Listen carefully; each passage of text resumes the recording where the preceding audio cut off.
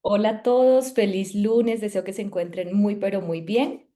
Y bueno, vamos a iniciar lo que es nuestra clase, creo, espérenme, lunes, martes, miércoles, jueves, sábado, nuestra clase domingo séptima. Ya nos quedan menos clases y deseo que este diplomado esté superando, por supuesto, sus expectativas.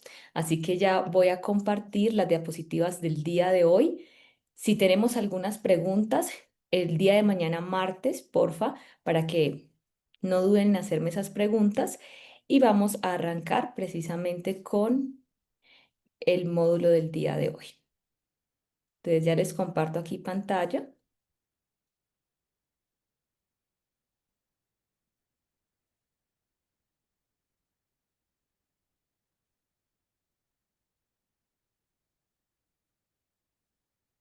Ya les comparto pantalla y vamos a empezar a hablar de lo que es la ética y la sensibilidad contextual, porque siempre cuando tenemos consultantes es muy importante saber, digamos, esos principios que nos rigen a nivel profesional y sea tanto para acompañamiento como también para la parte ya de intervención es muy importante. Entonces, en esta parte, primero tanto los psicólogos, los neuropsicólogos y toda persona deben hacer conforme a su capacidad a nivel de conocimiento, de experticia, de práctica. Hay personas que podrían llegar a decir un ejemplo.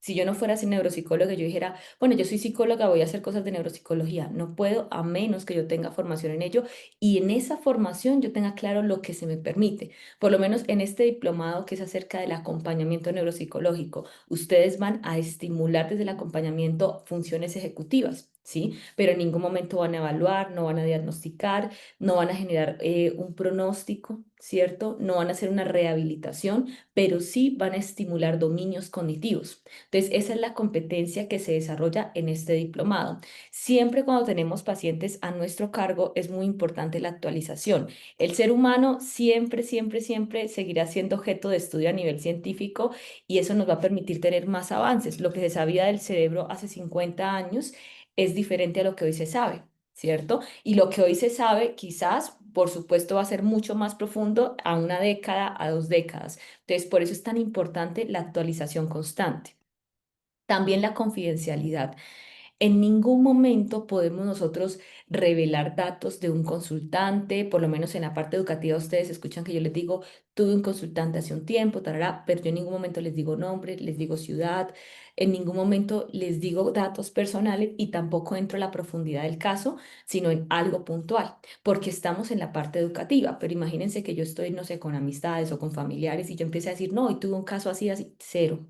Eso en ningún momento se toca. ¿Por qué? Porque en la parte educativa es con un fin educativo, pero ya en otros ambientes es como no, de ninguna manera. Entonces, siempre debemos tener esa confidencialidad.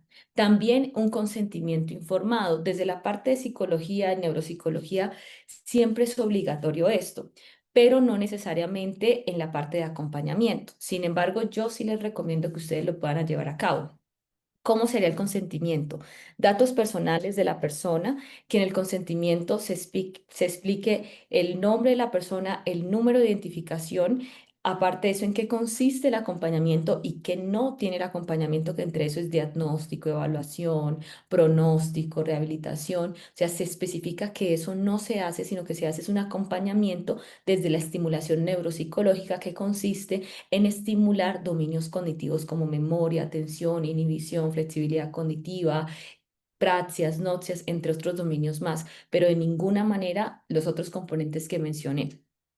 Otra de las cosas que son importantes es que aparte, digamos, de hablar de esos dominios cognitivos en el consentimiento, debemos colocar que si nosotros evidenciamos que la persona podría o necesitaría una ayuda a nivel de psicología o neuropsicología, nosotros vamos a aconsejar eso a la persona. No, desde el acompañamiento de alguien quizás no va a remitir, a menos que sea psicólogo, psicólogo clínico, neuropsicólogo, pero sí puede generar en la persona esa conciencia de que lo que observas indica que es necesario ser visto por determinado profesional. Eso sí podemos hacerlo y sí debemos hacerlo.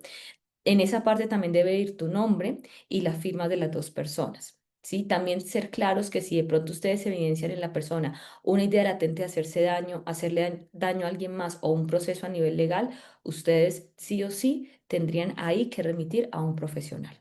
¿sí? Entonces, eso es muy importante que esté en el consentimiento a nivel, digamos, informado para que uno se guarde de salud. ¿Es obligatorio que el acompañamiento se haga? No, pero yo siempre digo que es recomendable. También en esta parte nosotros no tenemos discriminación hacia ningún ser humano. De ninguna manera. No podemos hacer acepción de personas ni por nacionalidad, ni por etnia, ni por nada, ¿sí? También hay que promover siempre el bienestar de la persona, el bienestar del consultante. Entonces, en esta parte, la psicoeducación es una herramienta clave para que la persona sepa aquello que requiere precisamente, digamos, trabajar, aquello que requiere prestar atención, aquello que quizás es una de los tantos factores que están involucrados en una situación en específica. Entonces, promover siempre la salud mental es clave en nosotros. También la veracidad, por lo menos en la parte, digamos, docente. Yo todo lo que les digo tiene que estar validado por la parte científica. Imagínense que yo les digo a ustedes, no sé, toda esta información y yo les digo, pero eso es opinión mía. No se puede, ¿verdad? Todo tiene que ser validado por la parte científica, debe haber responsabilidad en esos resultados de la enseñanza también, debe haber una relación con ustedes adecuada, en ningún momento que yo vaya a escribirles a ustedes por privado, ni nada por el estilo, ¿sí? Porque se deben mantener unos roles adecuados en la docencia, pero también eso pasa cuando tenemos un consultante. Evitar los conflictos de intereses. Imagínense que yo llegara y les dijera a ustedes, préstenme tanto dinero. No, eso no es correcto de ninguna manera. ¿Sí? Y hay personas a nivel profesional que muchas veces pasan esas líneas, pero de ninguna forma. O no, imagínense que hoy me siento así, pasó esto y pasó aquello, de ninguna forma. Eso no es precisamente ético. Alguien podría llegar a expresarse de me siento de tal forma, pero no va a empezar a abrir, digamos, ciertas áreas de confidencialidad que no compete porque no hay un rol y una cercanía de amistad, de familiaridad o de terapia. ¿Cierto? Entonces, eso es también muy importante que las personas tengan claros sus roles y sus límites. También nosotros en psicología nos rige la ley 1090 del 2006, la ley 30 de 1992, aunque este año, eso fue en mayo, también empezaron a agregarse más normativas a la ley y son las leyes que precisamente nos regulan. Dentro de esta parte hay una responsabilidad formar o nuevos psicólogos o perdón, neuropsicólogos o formar personas que están dentro de esta parte de acompañamiento. Entonces, hay varios principios y yo les coloqué a ustedes en la plataforma todo lo que consiste esta ley. Entonces, el psicólogo también debe buscar que a medida que, digamos, si es un docente, a la medida que imparte sus clases, también haya ética y en las personas también una conciencia de lo que es la ética y la legalidad. En la ley 1090 en Colombia, porque depende de sus países, pues va a ir variando la ley y también la normativa. Entonces yo les invito a que de acuerdo a sus países revisen cuál es la ley precisamente de psicología. Entonces en esta parte, por lo menos para dictar clase, siempre se deben seguir protocolos éticos en cuanto a la veracidad de nuestros títulos, en cuanto a también digamos, la parte científica, que lo que se dicte realmente haya sido comprobado científicamente. También en nosotros ser claros en lo que hablamos. Es decir, que las consultantes o las personas que están, digamos, en una clase no les queden dudas de las cosas y digan, no, pues yo vi todas esas clases, pero no entendí nada. No, el objetivo es hacer el conocimiento lo más entendible posible sin quitar, obviamente, lo que es la base de ese conocimiento. Entonces, eso es bien importante. En esa parte nosotros debemos tener lo que es la responsabilidad y competencia profesional. ¿Qué significa eso? Que si yo digo que puedo hacer algo es porque tengo la validación para hacerlo. Un ejemplo, si yo dijera, no, es que yo quiero tener pacientes en medicina, no puedo, tengo que ser doctora, ¿cierto? Entonces, la veracidad tiene que ver con esa responsabilidad de que yo sé hasta dónde llega el alcance de mi conocimiento.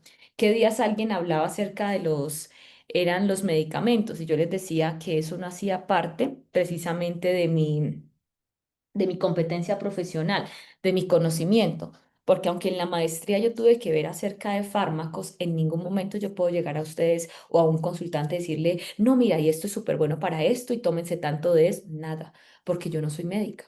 ¿Sí? Sé del fármaco, por supuesto, producto de mi profesión, pero yo no soy médica, entonces yo no puedo llegar a decirles a ustedes que hagan algo que no está dentro de mis capacidades y competencias profesionales. También todo lo que se maneje debe ser a nivel confidencial. Debe haber respeto a la dignidad y a los derechos humanos, sin duda alguna. También en esta parte, integridad y honestidad. Yo no puedo llegar a mentirle a un consultante. Imagínate que un consultante tiene X diagnóstico, digamos, una enfermedad neurodegenerativa. Entonces, como yo veo que está impactado, el consultante me dice, pero es cierto que yo voy a mejorar y esto va a ser como si no lo tuviera. Yo no le puedo decir por salir del paso, sí, eso es cierto, no. Tengo de una forma correcta que permitirle entender lo que presenta, doler por eso, facilitar herramientas psicológicas, pero a la final hay una realidad que hay que aceptar y revisar todo lo que sí se puede hacer favorablemente. Las relaciones profesionales son muy importantes en nuestro campo. Es importante nosotros mantener una buena cordialidad y una buena cercanía con otros profesionales y también siempre sujetarnos a la normativa del país donde estemos asumiendo nuestra profesión.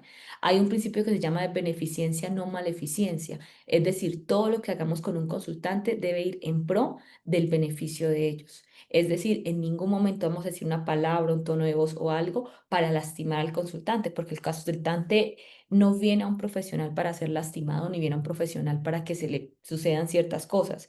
Él viene a un profesional para recibir una ayuda pertinente frente a aquello que está vivenciando. Entonces, también hay una responsabilidad de nosotros a nivel profesional de siempre mantenernos en la educación de una forma activa, de una forma continua.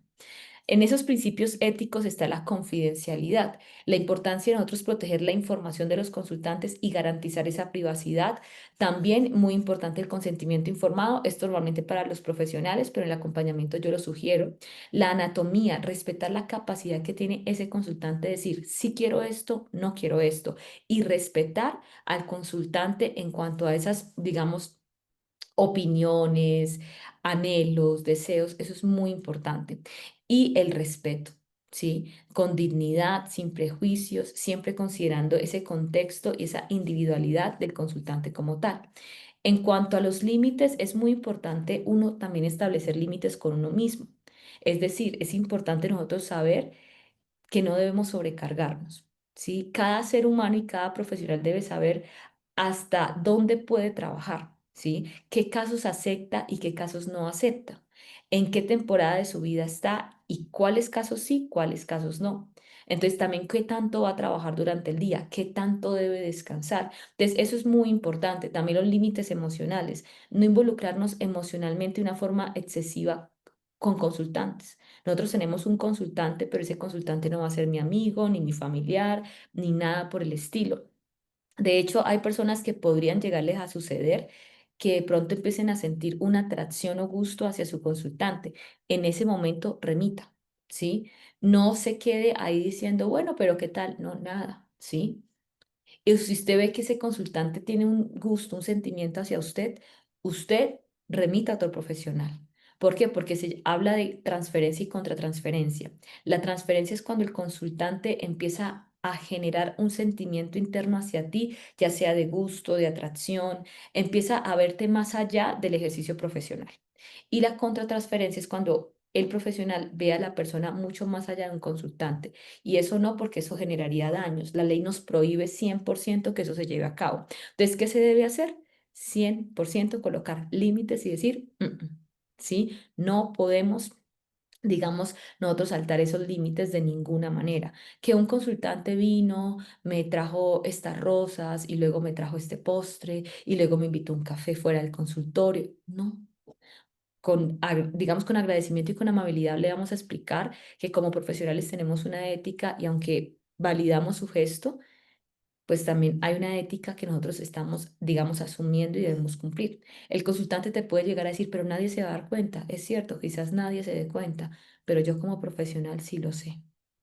Y por eso agradezco, digamos, este gesto de generosidad. Sin embargo, por mi ética profesional no puedo, digamos, como recibirlo, pero agradezco esto, no sé qué, y se continúa y se colocan límites y se mira si se puede continuar con el consultante y si no, se remite a otro profesional. Todo dentro de la amabilidad, ¿sí? También en esta parte nosotros debemos estar bajo supervisión, por eso los consultorios a nivel de psicología, de medicina y de otros profesionales están precisamente validados por la Secretaría de Salud. ¿Por qué? Porque son ellos los que una vez al año nos hacen seguimiento de las historias clínicas, del lugar, de absolutamente todo. Entonces, eso nos permite a nosotros saber que lo estamos haciendo bien y que a nivel legal vamos por la ruta correcta. Entonces, los consultorios tienen una supervisión regular, pero también qué lindo cuando uno tiene grupos de, digamos, colegas que le permite a uno decir, mira, estoy teniendo tal caso sin colocar nombres ni nada del caso, ni confidencialidad violentar, pero mira, Si una persona nace en esto, esto ha sucedido, esto planeo hacer, ¿tú qué sugieres? Entonces, en esa parte es cómo llevo, digamos, a un entendimiento mayor a través de lo que otros profesionales también me puedan llegar a sumar. Sí, porque muchas veces por demasiados casos o por determinados casos uno se puede llegar a abrumar y a veces como esa visión túnel. En este caso se debería hacer esto, pero ¿por qué no me está funcionando? Ah, porque hay que revisar precisamente sobre eso. Entonces, esa es una recomendación que yo siempre voy a dar, ¿sí? También en esta parte, también la supervisión regular en los espacios es clave. Es clave, pero también los espacios entre colegas. Miren que muchas veces hay situaciones que están pasando a nivel de ciudad, a nivel de lugar. Entonces, muchas veces como, mira, está incrementando tales situaciones, ya sea a nivel de patologías mentales o a nivel también de enfermedades neurodegenerativas en ciertos lugares. Entonces, como profesionales, ¿cómo podemos proponer ciertas, digamos, conductas de psicoeducación, de prevención en ciertos lugares? Entonces, por eso también es muy importante tener espacios de apoyo entre colegas. No es como que uno se gradúa o uno empieza con su profesión o uno va a hacer acompañamiento y ya, pierde el contacto de todos. No, es bueno, digamos, no comportarnos en el buen sentido como llaneros solitarios, sino al contrario, poder estar rodeados de varias personas a nuestro alrededor. También en esta parte es clave lo que son técnicas como mindfulness, como técnicas de respiración diafragmática, visualización. ¿Por qué? Porque son técnicas para regular también nuestra emoción. Yo creo que en algún momento ustedes, digamos, ya sea por estrés laboral, por situaciones, se han sentido agobiados. Y en esos momentos uno dice, ¿qué debo hacer? Mindfulness va a ayudar muchísimo. Entonces, el mindfulness, tú vas a cerrar tus ojos y vas, ejemplo, lo puedes hacer a través de los sentidos, donde tú dices, voy a escuchar todos los ruidos que están en el ambiente. No me voy a permitir otro pensamiento, solamente soy consciente de esos ruidos y sigo respirando, pero en esa conciencia. Entonces me permito estar en el aquí y en el ahora. También podemos hacer la técnica de respiración diafragmática. Inhalo por 2 segundos, exhalo por 3 segundos y solamente me concentro en cómo la respiración llega a mis pulmones, a mi cuerpo y sale precisamente de mi cuerpo. Y solamente así, eso está activando el nervio vago, está activando mayor oxígeno a nivel de la sangre y del cerebro y está activando también el sistema parasimpático. También puedes hacer lo que es técnica socrática. Si te sientes no tan bien, hacerte 4 preguntas. ¿Qué estoy sintiendo? ¿Por qué me estoy sintiendo así? ¿Qué necesito hacer para sentirme mejor? ¿Y qué determino hacer? Otra de las técnicas es la visualización positiva. ¿Qué significa eso? Voy a recordar un escenario que para mí sea satisfactorio. Ejemplo, alguien puede decir ir a la playa, entonces voy a cerrar mis ojos y voy simplemente a respirar y a recordar la sensación de cuando voy a la playa, las olas del mar, la brisa, eso que está generando una distracción en el pensamiento que me ayuda a disminuir los niveles de estrés. Pero a la final, si el estrés está ocasionando por una situación que requiere solución, tengo que también revisar esa parte de solución de problemas. ¿Cómo se soluciona un problema? Primero tengo que identificar cuál es el problema a nivel real. Dos, debo saber no solamente cuál es el problema a nivel real, debo entender las posibles soluciones y los recursos que tengo para solucionarlo.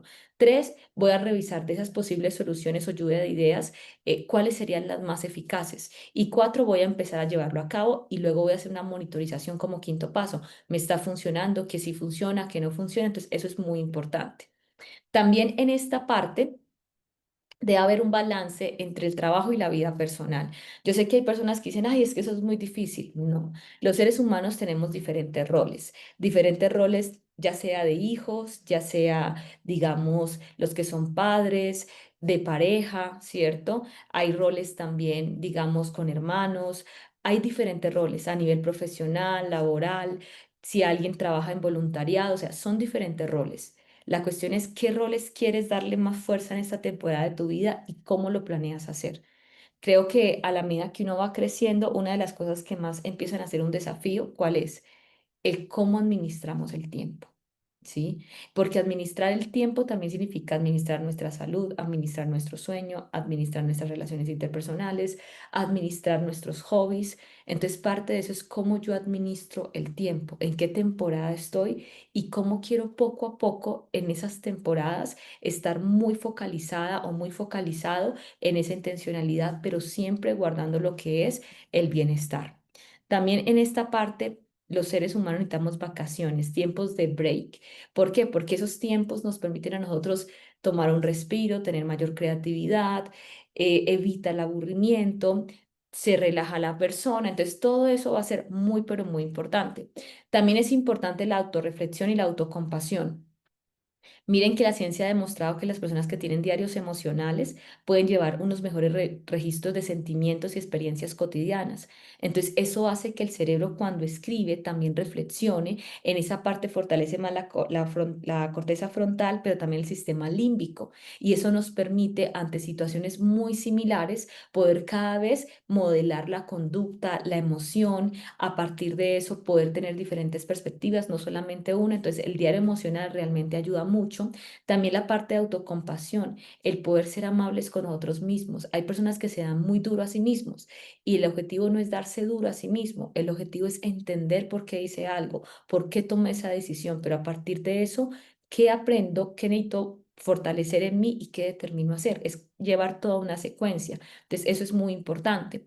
También la formación continua, cómo participamos muchas veces de semilleros de investigación, de diplomados. Yo les felicito porque al hacer este diplomado muchos de ustedes están actualizándose en cosas, el cómo nosotros asistimos a conferencias, a charlas. Todo eso va a ser importante. También reflexionar sobre el rol del terapeuta. Es muy importante saber cómo soy yo desde la parte de la terapia, desde la parte de neuropsicología, qué se requiere en mí como profesional, qué requieren otros acerca de mí. Entonces, eso es súper importante y poder ofrecer esto pues a los consultantes de la mejor manera. También es muy importante el cuidado físico, hacer ejercicio. Recordemos que hacer ejercicio es una excelente herramienta para estimular nuestro cerebro. ¿Sí? Entonces ya no solamente es hacer ejercicio para mantenerme en un peso o en una forma a nivel corporal, es también para salud en el cerebro. Genera más conexiones sinápticas, genera mejores neurotransmisores y aparte de eso oxigena nuestro cerebro. O sea, hay gente que toma pastillas para oxigenar el cerebro y que días oía a un neuropsicólogo que decía, no hay, o sea, por más que vendan esas pastillas, nada va a oxigenar mejor el cerebro que un ejercicio. Entonces, por eso es importante también hacer ejercicios. ¿Por qué? Porque eso nos permite liberar también tensiones, mantener una buena salud cardiovascular. También la alimentación y el descanso, el mantener una dieta balanceada, el poder dormir lo suficiente para poder estar en las mejores condiciones. También es muy importante el ir a terapia. Miren que de psicología, todos los psicólogos, especialmente los que somos clínicos, debemos tener una responsabilidad grande en qué, en ir a terapia. Porque en terapia nosotros precisamente pues abordamos temáticas, abordamos también cómo nos sentimos dentro de una terapia con consultantes, cómo estamos nosotros, como chequeos. No se necesita estar en una situación difícil o en una situación desbordante para decir voy a ir a terapia. La mayoría de personas lo hacen en esos momentos, pero uno va a terapia porque uno necesita saber cómo está psicológicamente. Uno hace estimulación neuropsicológica no porque algo esté pasando, sino porque entiendo que mi cerebro necesita ejercitarse. Entonces se busca llevar a cabo eso. Entonces, bueno, déjenme saber mañana si tienen alguna pregunta acerca de esta temática. Sí, voy a cerrar aquí las diapositivas y ya voy a abrir las otras diapositivas que vamos a estar viendo el día de hoy. Espero que hasta aquí vayamos claro. Igual ustedes saben que toda pregunta que tengan me la pueden hacer y yo con gusto estaré revisándola.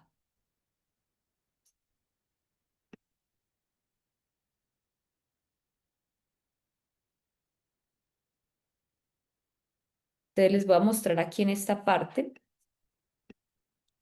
algunas de las cosas que a la medida que es posible no deberían faltar en un informe psicológico: el nombre completo, el documento de identificación, el teléfono, la edad de la persona, el estado civil, número de hijos, escolaridad, ocupación, fecha de nacimiento, lugar donde nació, donde vive actualmente, la religión, los antecedentes psiquiátricos o psicológicos si los tiene y contacto de emergencia.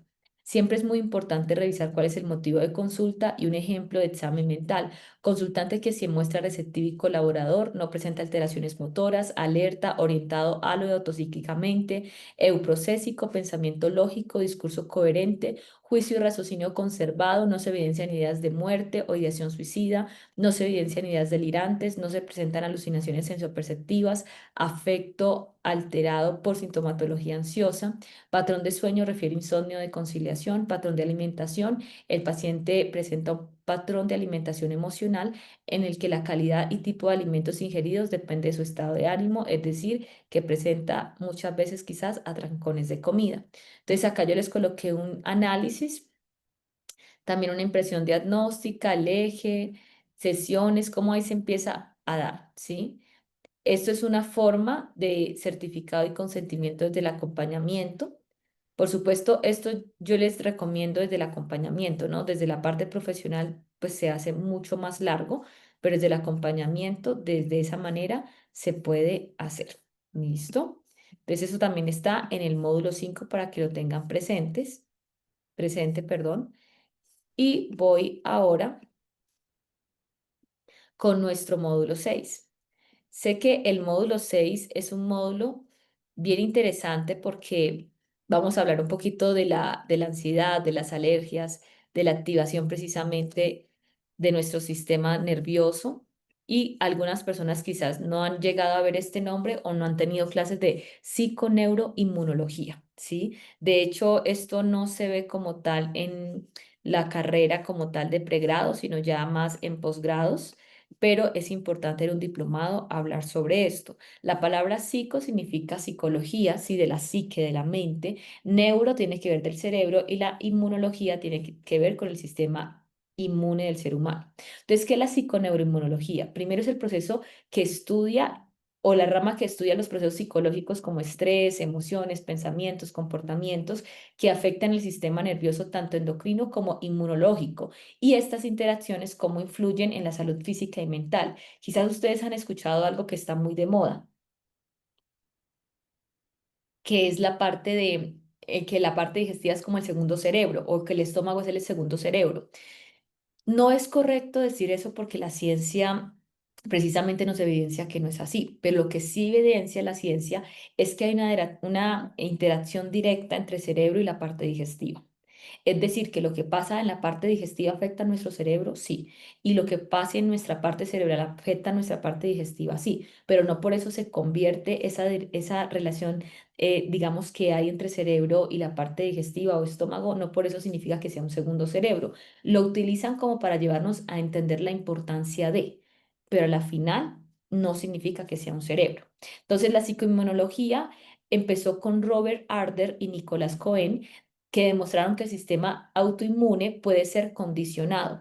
Surge de una alternativa de modelo biomédico reduccionista. Entonces, ellos trabajaron puntos claves como la comunicación bidireccional entre cuerpo y cerebro y también el rol de neurotransmisores, citocinas y hormonas del estrés como tal. Entonces, el modelo, precisamente la psiconeuroinmunología, es un modelo que completa lo que es la parte biológica, social y psicológica. Cuando hablamos de la parte biológica, hablamos de la genética, de la carga excesiva, de la patología tisular, del envejecimiento. Cuando hablamos de la parte social, estamos hablando de familias, de colegas, de cultura, de comunidad, de servicios de salud.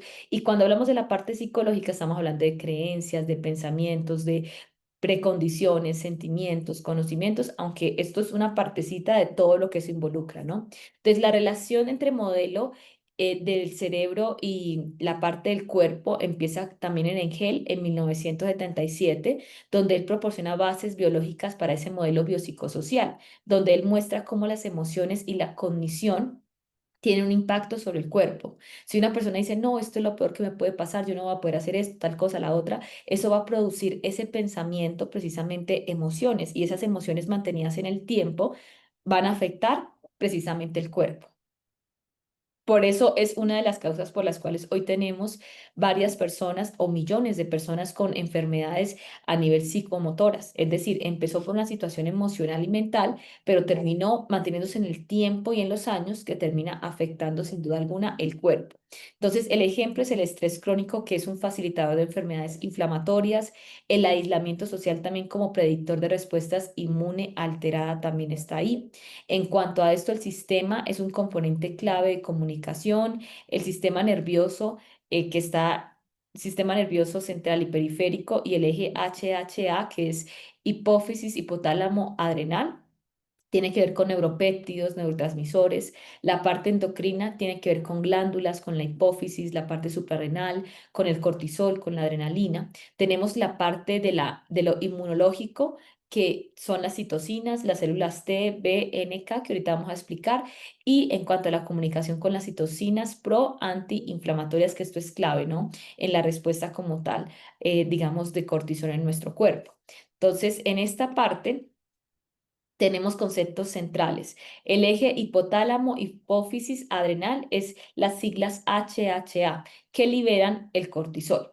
Las citocinas inflamatorias y neuroinflamación también es un concepto importante y el eje microbiota, intestino, cerebro son relaciones que se mantienen, que son importantes en esta parte de lo que sucede en nuestro cerebro, en nuestra parte física, en nuestra parte también emocional y psicológica. Entonces, la neuropsicoinmunología habla de cómo la depresión se ha visto científicamente que personas con depresión tienen aumento en las citoquinas inflamatorias, especialmente la IL-6 y la TNFA. La ansiedad crónica tiene una hiperactividad del eje HHA, que es el eje hipotálamo, hipófisis, adrenal. También hay trastornos autoinmunes, perdón, como lupus, artritis, reumatoides, que son exacerbados por el estrés, y trastornos psicosomáticos, que son migrañas, colon irritable, dermatitis. Las intervenciones desde la psicología está cognitivo-conductual, el mindfulness, la regulación emocional, el autocuidado, pero hay muchísimas más de cómo se intervienen. Entonces, antes de hablar de todo esto, quiero hacer como un paréntesis hablando de las células del sistema nervioso. Santiago Ramón y Cajal, ellos ganaron premio Nobel porque ellos estudiaron los circuitos de diferentes regiones cerebrales. Entonces, ellos en su teoría colocaron, esto de hecho fue la forma en que ellos mostraron y evidenciaron cómo se veían neuronas en nuestro cerebro. Antes de eso no se había observado en el cerebro cómo lucían realmente las neuronas. Entonces, ellos hablaron de que el sistema nervioso está constituido por células separadas, unidades diferentes que se comunican entre sí a través de lo que es la sinapsis. Entonces, se habla aquí de una de ellas que son las células gliales, que son células de la corteza cerebral, ejemplo de un niño, estas de acá, y esos Ramón y Cajal pues lo hicieron. Tenemos también las funciones del sistema nervioso. Entonces, hay una detección del estímulo y cambios producidos en el medio externo e interno del organismo. Hay producción de respuestas adecuadas en diferentes, digamos, órganos y glándulas y músculos. Y frente a eso, las neuronas tienen un centro de integración de información que recibe, integra y transmite información. Nosotros tenemos neuronas aferentes y eferentes. Aferentes es que reciben información, eferentes que envían la información y tenemos también lo que son las células gliales, que son células más auxiliares, que por supuesto las necesitamos. Aquí hay un ejemplo. Entonces, acá tenemos neuronas. Aquí tenemos estas de acá que están como sosteniendo.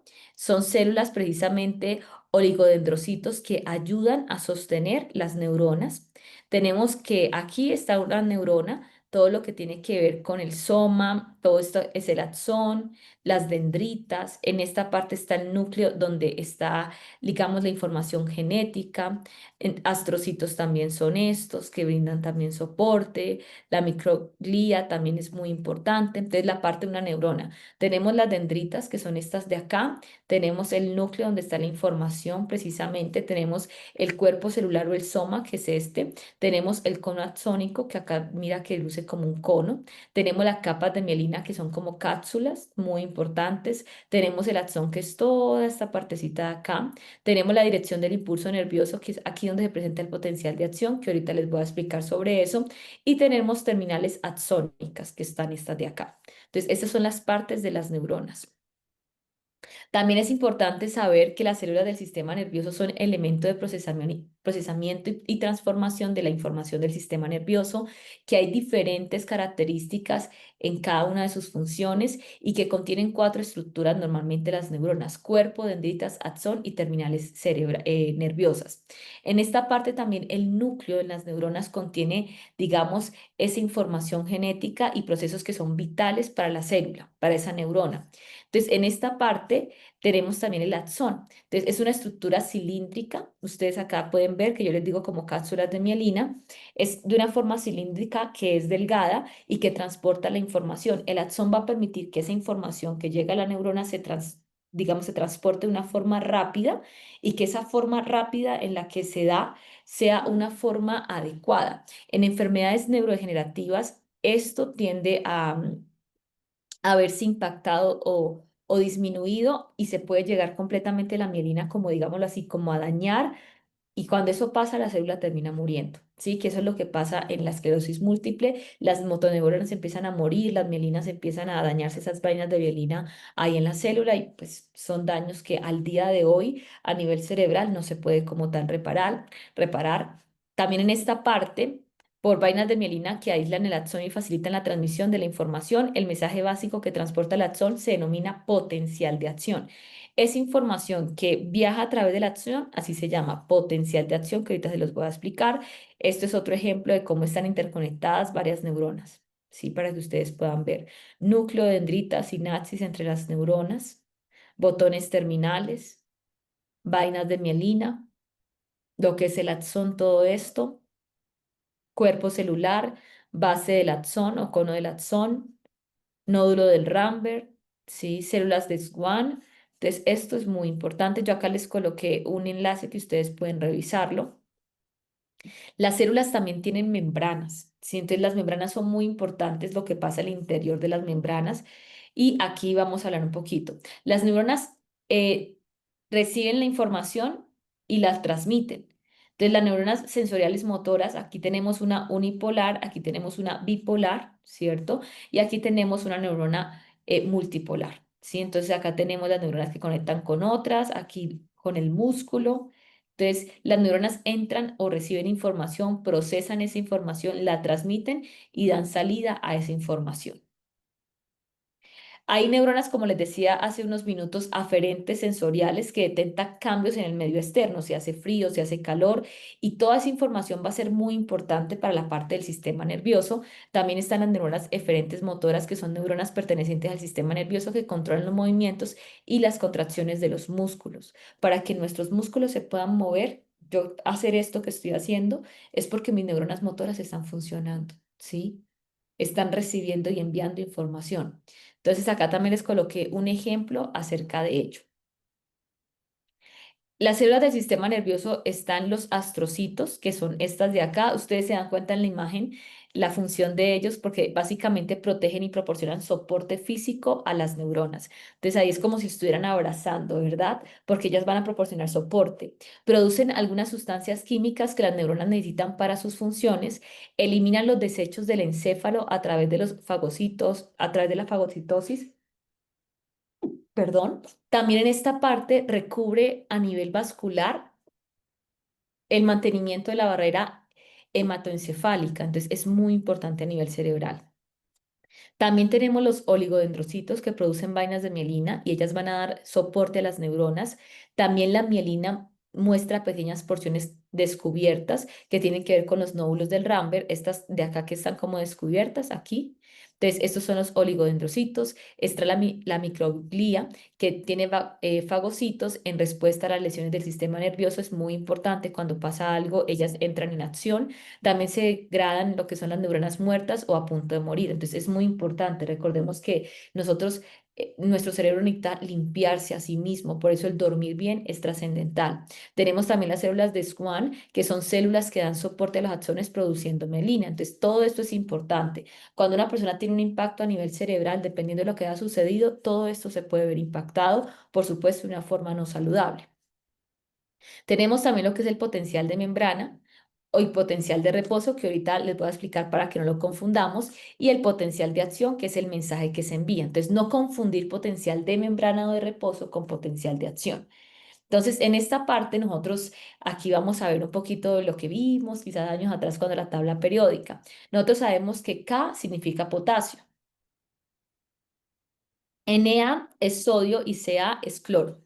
Entonces, a nivel de las membranas, nosotros tenemos estas concentraciones que permiten que una membrana se abra y reciba, digamos, ciertos neurotransmisores y también que se cierre, ¿sí? Que entre en acción la membrana o que esté completamente polarizada, es decir, quieta.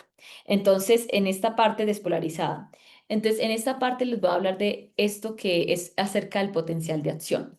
Entonces, nosotros cuando una neurona está inhibida, está en reposo, está quieta, el interior de la neurona tiene, digamos, potasio y es una carga negativa. Entonces, la neurona, perdón, está en reposo, pero afuera de la neurona a nivel cerebral está sodio, que es carga positiva. Cuando, ejemplo, si yo estoy acá y yo golpeo esto, esto de inmediato va a hacer que mis neuronas de esta zona, a nivel cerebral, por supuesto, empiece a activarse sabiendo que estoy dándome un golpe, pero que no es fuerte, pero que estoy tocando cierta parte de mi cuerpo. Entonces, eso genera lo que es la parte de activación de lo que es el sodio, ¿sí? Entonces, eso hace que se empiecen a abrir los canales de sodio para recibir y de potasio para recibir esa información de afuera. Es decir, la neurona está tranquila, pero si en reposo, pero si llega a escuchar algo o siente algo, la neurona de inmediato va a empezar, digamos, a estar en acción. Para que ella entre en acción es porque se abren los canales de sodio. Entonces, el sodio empieza a ingresar al interior de la neurona. Como el sodio empieza a ingresar, se empieza a despolarizar, ¿sí? Cuando ya ha ingresado diferente, digamos, o una buena cantidad de sodio, ya el interior de la membrana empieza otra vez a sacarlo. Entonces vuelve otra vez a una repolarización. Y cuando vuelve a estar en reposo, empieza otra vez lo que es el potencial de reposo. Es decir, cuando algo sucede, un estímulo pasa, activa la neurona. Entonces ahí se empieza el potencial de reposo a dar. En esta parte empieza a darse la despolarización, luego la repolarización y luego se convierte en un potencial de reposo de nuevo, colocándolo en palabras más, digamos, entendibles. Cuando una neurona se activa, sea por un estímulo, por algo que haya pasado, esa neurona está en un potencial de reposo, se activa, es decir, que estar quieta empieza a activarse y empieza la despolarización hasta que alcanza su punto máximo acá. Es decir, está entrando carga de sodio al interior de la membrana de la neurona que permite que vaya a prepararse a hacer lo que debe de hacer como neurona. Luego ya cuando deja ese estímulo de estar presente, empieza otra vez a cerrarse los canales de sodio y empieza la despolarización. Entonces empieza poco a poco a caer, ¿cierto? Hasta que llega nuevamente a un estado de reposo nuevamente, es decir, otra vez quieta, hasta que vuelve y pasa algo y vuelve y pasa otra cosa. Desde esa manera funciona esa parte de activación cerebral.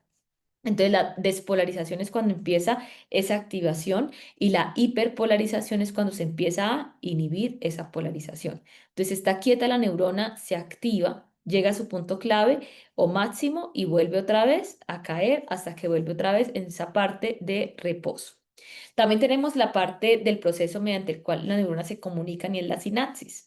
La sinapsis es esa hendidura sináptica, esto que ustedes ven acá, esos espacios que permiten que una neurona a otra neurona se pase información que va a ser sin duda alguna relevante e importante, sí, para los músculos, las glándulas, entre muchas funciones más.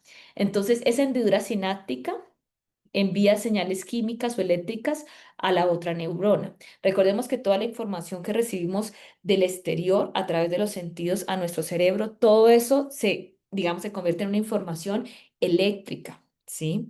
También nosotros tenemos aquí lo que es la parte de portones, digámoslo así, en las neuronas y las membranas que permiten ellos identificar qué dejan pasar y qué no dejan pasar. ¿Para qué? Para proteger nuestro cerebro, nuestras neuronas. Entonces, en esta parte, ellos deciden si entra algo o no entra algo. Entonces, los fosfolípidos son como esos ladrillitos que sostienen, digamos, esa parte de agua que puede llegar a entrar.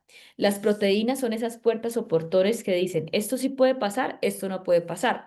Y los carbohidratos son esas etiquetas de yo estoy aquí, ¿sí? Se requiere mi presencia para este proceso. Entonces, en esta parte, viéndolo como si fueran puertas y antenas en esa muralla, están los canales que dejan pasar los iones, que son como sodio y potasio. Están las bombas que usan esa energía para mover cosas, como la bomba de sodio y potasio.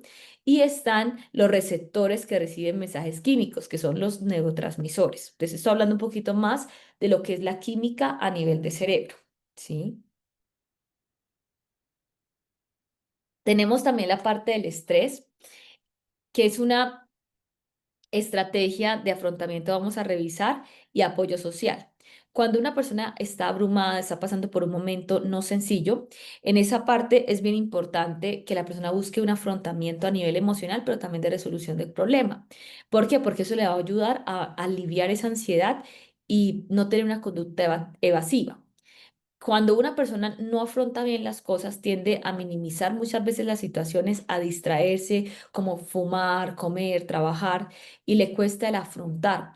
Entonces la persona tiene un afrontamiento que no es adaptativo. Entonces a la persona hay que enseñarle lo que es el afrontamiento emocional adaptativo y el afrontamiento a nivel de resolución de problemas adaptativos también, porque todos afrontamos, pero no todos afrontamos de la misma forma y no todos los sistemas de afrontamiento, la forma de afrontamiento son saludables. También se debe dar lo que es el apoyo social, que es ayudar a los diferentes casos, digamos, en estados emocionales, en estados de información y también a nivel material. Son de los apoyos que uno debe buscar dar a una persona que está frente a una situación de estrés, una situación reto. Entonces, en esta parte lo más importante es cómo se percibe el apoyo social. Sentirse querido y acompañado va a reducir el impacto del estrés. En el embarazo, la falta de apoyo aumenta complicaciones hasta un 90%, mientras que un buen soporte la reduce a un 32%. El estrés básicamente tiene tres fases. La fase de alarma, de adaptación, sí, que tiene que ver con la parte de qué tan útil es, y la descompensación, que puede llegar a ser dañina para una persona. El estrés crónico afecta el sistema inmune y puede agravar enfermedades como el cáncer, infecciones, autoinmunidad. Y el sistema nervioso e inmune se comunica desde etapas, digamos, tempranas de la vida, y esto va a influir muchísimo en lo que es la salud futura. Entonces, en esta parte, el sistema, digamos que se activa cuando una persona está en estado de estrés. Entonces, el cerebro y el sistema inmune se comunican constantemente. Entonces, el estrés intenso, perdón, va a alertar a áreas de comunicación en nuestro cerebro. Entonces, eso hace que se debiliten las defensas. No sé si a ustedes les ha llegado a pasar que de repente tuvieron una rabia o una tristeza y fue tan intensa que usted luego dice, tengo escalofrío, tengo dolor de cabeza, como que me enfermé, pero no es una gripa. Sé que es producto del impacto que experimenté. ¿Por qué? Porque el estrés, el cuerpo lo muestra como si fuera, digámoslo así, como algo de que defenderse, como si estuviera el sistema inmunológico atacando algo que es dañino, porque realmente el estrés es dañino, ¿sí? Cuando se produce más de lo que debería producirse a nivel de cortisol. Entonces el cerebro lo ve como una que tiene que atacar, ¿sí? Como un enemigo. Entonces eso hace que pues haya toda una condición. También se favorecen infecciones, inflamación y enfermedades autoinmunes. Recordemos que el estrés tiene la capacidad de incrementar precisamente la parte de cortisol, y al incrementar esta parte de cortisol, el estrés va a afectar aquello que de pronto no esté del todo saludable. A algunas personas les duele la parte aquí ocular, sí, por se empieza a hacer presión en el líquido ocular. A otras personas les empieza a doler la cabeza, cefaleas fuertes, dolores de migraña. A otras personas les duele aquí, les duele aquí. Otras tienen inflamación. O sea, a todas les puede pasar de diferente manera, porque el estrés tiene la tendencia a inflamar y atacar aquello que está saludable o no tan saludable en el cuerpo de las personas. Por eso cuando hay pacientes con, digamos, diagnósticos de cáncer, de falla cardíaca, de unos procesos que uno le dice, necesita regular sus emociones. ¿Por qué? Porque esa constante exacerbación de cortisol o de estrés va a generar que eso que está menos saludable sea más atacado. Entonces, eso tiende a pasar muchísimo. También están las contribuciones de los trastornos como depresión, Alzheimer, esquizofrenia, reacciones de virus como herpes y simple, las citocinas desbalanceadas por estrés. Cuando nosotros tenemos estrés y no nos estamos alimentando bien, eso también afecta. Y eso puede estar ligado o está ligado a enfermedades crónicas y degenerativas. Por eso es que hoy por hoy se dice, haga técnicas de respiración, tenga momentos donde usted pueda hacer como un break, donde usted pueda como que voy a respirar, voy a relajarme, o sea, de una forma intencional y no cuando ya sepa que tiene estrés, no, como un hábito de vida. Así como te levantas, te cepillas los dientes, también te puedes levantar y hacer una técnica de respiración diafragmática por 1 minuto, 2 minutos, antes de acostarte a dormir, 5 minutos, o sea, llevar al sistema parasimpático a estar más activo, porque quizás durante el día, frente a los desafíos que tengas, está más activo el sistema simpático, pero el sistema simpático hace que se genere más cortisol, y ese cortisol mantenido con frecuencia a través de los años, sin duda alguna, va a traer una afectación. Entonces, el estrés y la depresión activan respuestas similares en el cuerpo. Entonces, el cortisol se incrementa. Y las citocinas proinflamatorias, que es la IL-1 y IL-6, que ya voy a explicar, tienden también a empezar, digamos, a activarse más. Eso trae una alteración del sistema inmune y un aumento de riesgo en enfermedades autoinmunológicas, inflamatorias, perdón, y también de tumores. Entonces, el sistema nervioso simpático, digamos que regula esa inmunidad a través de las catecolaminas, que tiene que ver con la adrenalina y con la noradrenalina. Y las investigaciones actuales han demostrado esos hallazgos que para prevenir enfermedades, ¿sí? Graves, crónicas y demás, necesitamos reducir los niveles de estrés. Entonces, las IL-1 y la IL-6 son citocinas. Eso tiene que ver con proteínas que hacen parte del sistema inmunológico, que se comunican entre sí y lo que ellas hacen es coordinar una respuesta inflamatoria y defender el cuerpo. Ellas son las que se encargan de decir, aquí hay peligro, entonces lo que hacen es enviar una, digamos, información entre ellas para decir vamos a atacar eso que lo vemos como un enemigo. Entonces eso va a inflamar. Por lo menos si alguien se corta y se le empieza a infectar, ¿qué es lo que pasa? Se empieza a inflamar, ejemplo, el dedo. ¿Por qué? Porque lo que es las citocinas, la IL-1 y la IL-6 dicen hay algo que tenemos que atacar. Entonces, la respuesta de ese ataque para defenderse y protegerse es la inflamación. Tenemos también que la IL-1 es la interleucina 1 que activa la respuesta inflamatoria, participa en fiebres, en dolor, en activación de células inmunes. Y la IL-6 es la interleucina 6. También estimula la inflamación y está relacionada con infecciones, enfermedades autoinmunes y ciertos tipos de cáncer. Los niveles altos de IL-6 básicamente tienden precisamente a encontrarse en personas con estrés crónico y también depresión. Y ambas son importantes, pero cuando se producen en exceso, o sea, la IL-1 y la IL-6 son muy importantes, pero cuando se producen en exceso, porque hay un estrés prolongado, pueden dañar el lugar, en lugar de proteger, terminan es dañando, atacando el propio sistema inmunológico, favoreciendo enfermedades inflamatorias y también autoinmunes. Por eso es que el estrés está muy asociado precisamente a enfermedades. Y no muy asociado, realmente es parte y contribuye a que se desarrollen ciertas enfermedades. Por lo menos alguien puede tener una predisposición genética a algo, pero producto de ese estrés constante, hace que esa predisposición ya no sea una predisposición, ahora se convierta en un hecho. Es decir, la persona tenía una predisposición a falla cardíaca, pero ahora ya no tiene una predisposición, ahora le detonó el diagnóstico por el estrés. Entonces, eso es muy importante nosotros tenerlo presente. Y el estrés no solamente emocional, el estrés físico. Cuando el cuerpo se enferma, entra en un estrés. Cuando el cuerpo trasnocha, entra en un estrés. Cuando la persona no está comiendo saludablemente, entra en un estrés. O sea, el estrés hace parte de. Entonces, por eso es la importancia de nosotros decir cómo estamos comiendo, durmiendo en las relaciones interpersonales, aplicando técnicas de regulación emocional y también el ejercicio. Recordemos que el ejercicio activa áreas cerebrales, mejora neurotransmisores, mejora también la parte a nivel de movimiento, la motricidad, nos ayuda a oxigenar el cerebro, o sea, todo eso nos ayuda a ser factores protectores, pero el estrés es un gran factor de riesgo para que se detonen muchos diagnósticos. Entonces, hay principales, eh, digamos, hay dos tipos de principales en la estructura inmune en cuanto a estructura y función.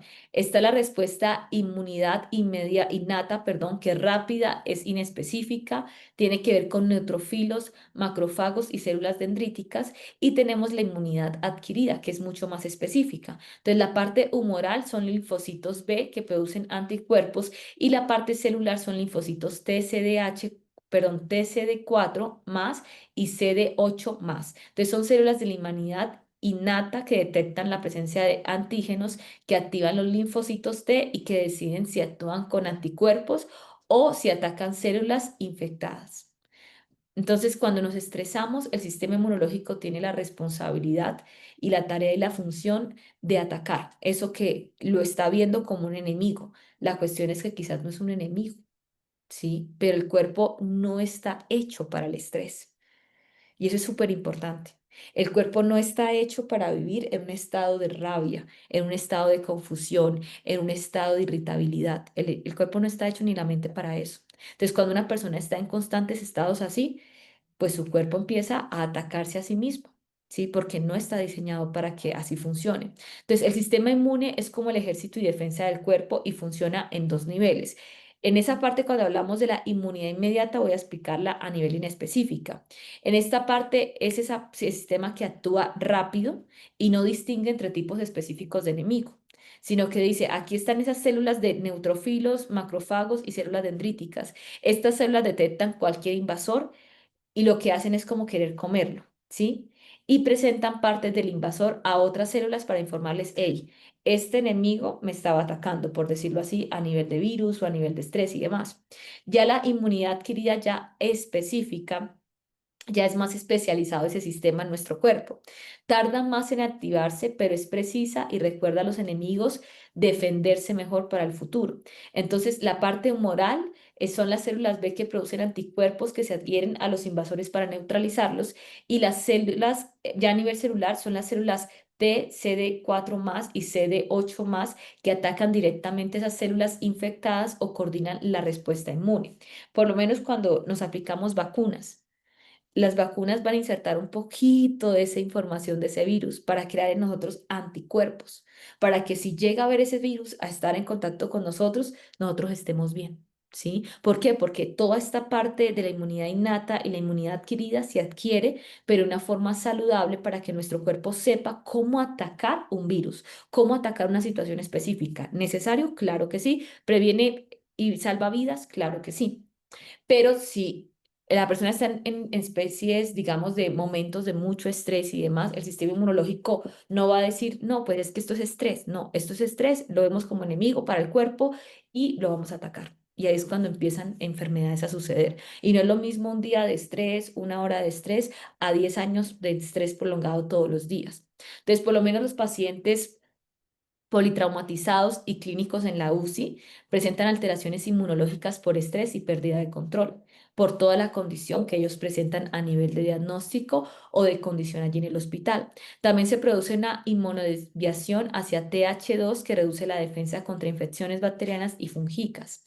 La función de macrófagos y fagocitos disminuye y hay un desequilibrio en esta parte en la producción de citocinas pro y también antiinflamatorias. También el trauma cerebral altera el sistema nervioso y causa más infecciones por alteraciones inmunes.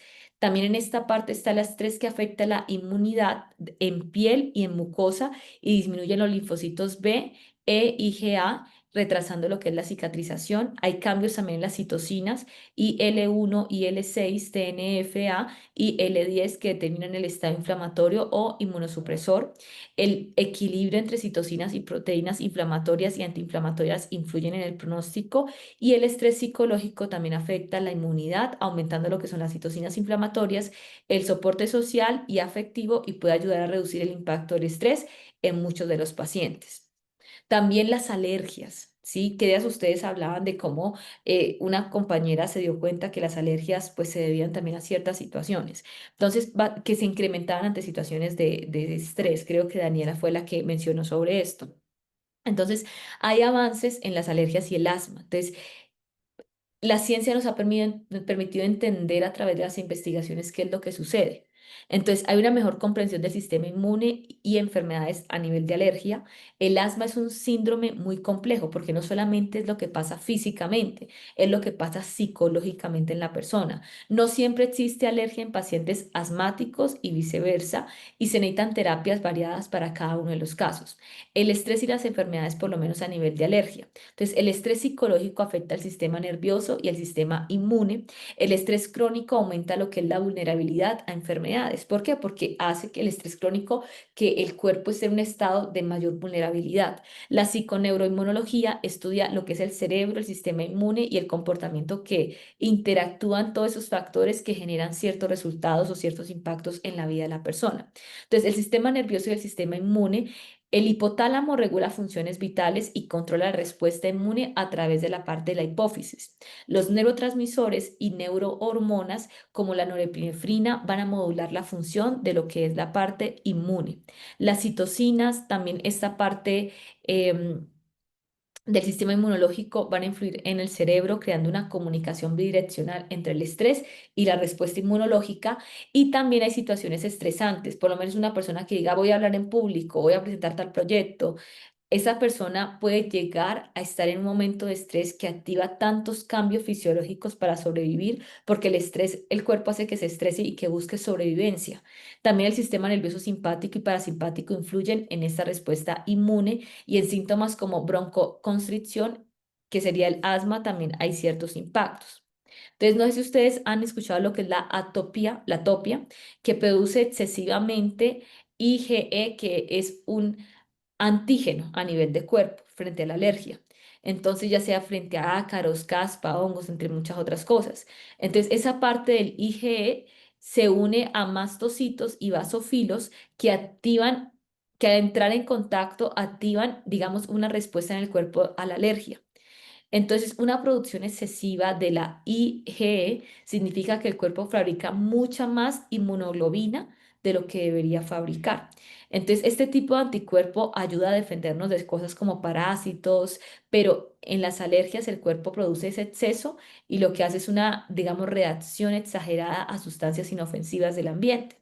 Entonces, por eso es muy común que una persona que tenga alergia sobre algo luego desarrolle otra alergia y otra alergia y otra alergia, porque el cuerpo se vuelve más sensible ante ciertas respuestas y estímulos ambientales, como el polvo, el pelo de animales, bueno, tantas cosas más que pueden llegar a pasar. Entonces, esta hormona liberadora de corticotropina inicia la respuesta del estrés activando el eje HHA, que es hipotálamo, hipófisis, adrenal, y el sistema nervioso a nivel simpático. Tenemos que este eje del HHA y el sistema simpático van a liberar lo que es el cortisol, las catecolaminas, que tiene que ver con la adrenalina, la noradrenalina y ACTH, que modulan la respuesta inmune. También la sustancia P y otros neuropéptidos se activan y hacen que los mastocitos y macrófagos aumenten esa respuesta inflamatoria. También se inhibe la inflamación. Los glucocorticoides buscan reducir esa inflamación producida por el cortisol. Modulan la producción de citocina, regulan las células inmunes como los linfocitos o sinófilos y macrófagos, pero las catecolaminas van a afectar la activación y la migración de células inmunes, para favorecer la respuesta de tipo TH2, que es una respuesta a nivel de alergia. Y el estrés crónico altera el equilibrio inmunológico y puede agravar enfermedades, pues, a nivel de la alergia. Por eso hay personas que cuando están muy estresadas, sus alergias empiezan a estar mucho más evidentes y mucho más fuertes. Entonces, el asma es una enfermedad psicosomática muy auténtica. Combina ataques de alergia, ataques a nivel personal y trastornos físicos y también psicológicos como tal.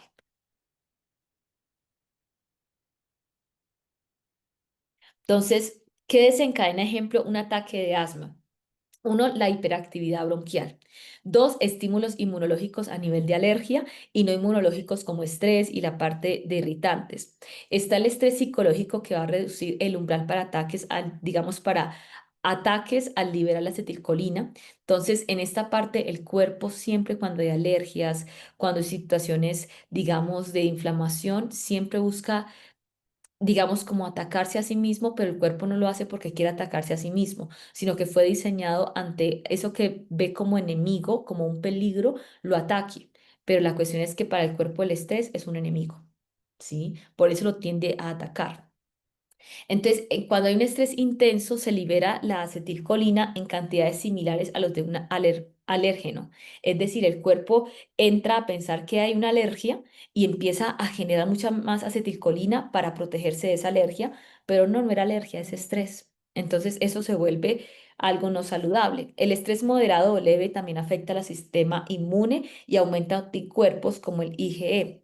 También por eso es que hay personas que cuando se les incrementa el cortisol, la piel empieza a tener más barritos, empieza a tener granitos, empieza a cambiar un poquito la piel o luce un poquito diferente por el nivel de estrés.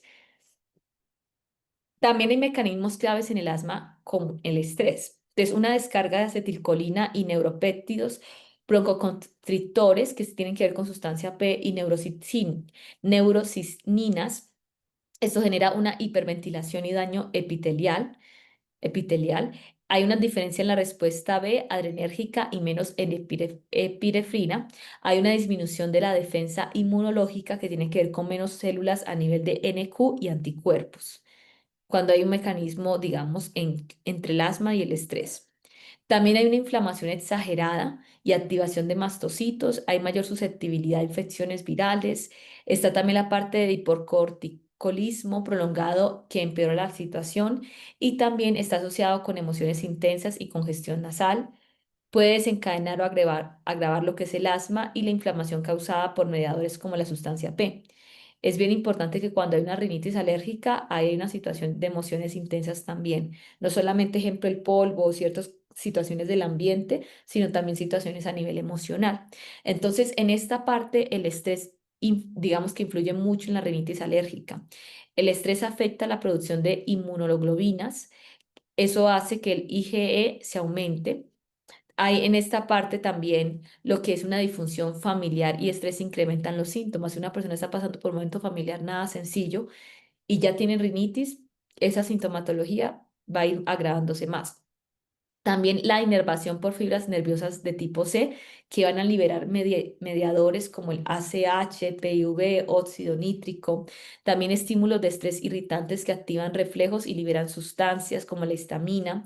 También el círculo vicioso de inflamación y síntomas nasales que también se presentan mucho. Los síntomas y desencadenantes psicológicos como estornudos, prurritos, secreción y congestión nasal, hiperventilación, ansiedad que liberan los neuropéptidos también, el reflejo condicionado a estímulos visuales y también muy olfativos, también tienden a estar ahí muy presente. Entonces, enfermedades que la dermatitis, digamos, atópica, básicamente es una enfermedad crónica en la piel, digamos, donde la piel se seca, donde hay una picazón intensa y hay recaídas frecuentes, o sea, constantemente pasa eso, por supuesto eso duele, afecta entre el 2% al 10% de la población y tiende a ser mucho más común en lo que es la población de los niños, pero se relaciona con diferentes factores, tanto genéticos, ambientales, inmunológicos, como polvos, alimentos, alergenos, pero también muchas otras situaciones más.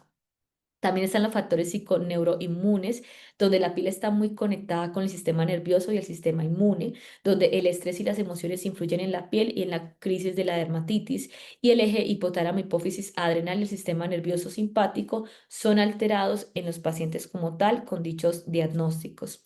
También hay un círculo vicioso con el prurito, que es el estrés, lo que va a hacer es bajar ese umbral de picazón, entonces cada vez se vuelve más fácil el que le pique, le pique, le pique, y cada vez que alguien pica, esto se va a inflamar más, porque precisamente hace que venga una respuesta del cuerpo al ver que hay una picazón que previene de una infección. Entonces, eso hace que se irrite más la piel. También reseca y daña la piel y libera citocinas inflamatorias que empeoran los síntomas. También en esta parte, en cuanto al rol de los neuropéptidos y los mastocitos, primero hay que reconocer que son fibras nerviosas que van a liberar sustancias P, van a aumentar la sensación de picazón y también no solamente la percepción, sino realmente la evidencia de que se inflama. Están los matocitos aumentados en la piel que liberan mediadores que causan inflamación y prurito, y está la producción alfa del IgE y las citocinas que perpetúan lo que es la inflamación.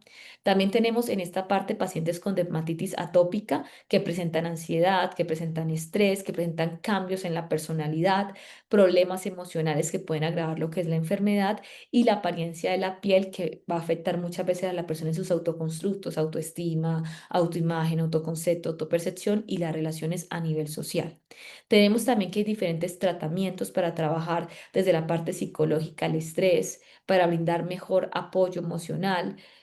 Todo esto va a mejorar las condiciones también muchas veces de un diagnóstico. También la atención humana es muy importante, la escucha activa, que la persona tenga como esos círculos de confianza, que sea con familia, con amistades, es trascendental en un ser humano.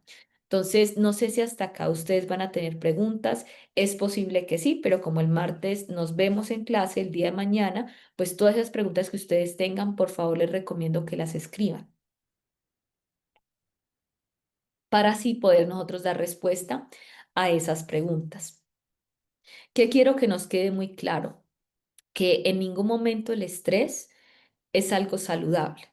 ¿Cierto tipo de ansiedad es buena? Claro que sí, porque nos ayuda a ser funcionales, pero una cosa es la ansiedad y otra cosa es el estrés, ¿sí?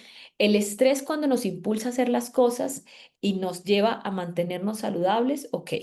Son niveles óptimos de estrés, pero cuando ya el estrés nos desborda, ya cambia nuestro estado de ánimo, ya afecta el sueño, ya afecta la alimentación, ya afecta las relaciones con otras personas, no nos permite hacer ejercicio, bueno, tantas cosas.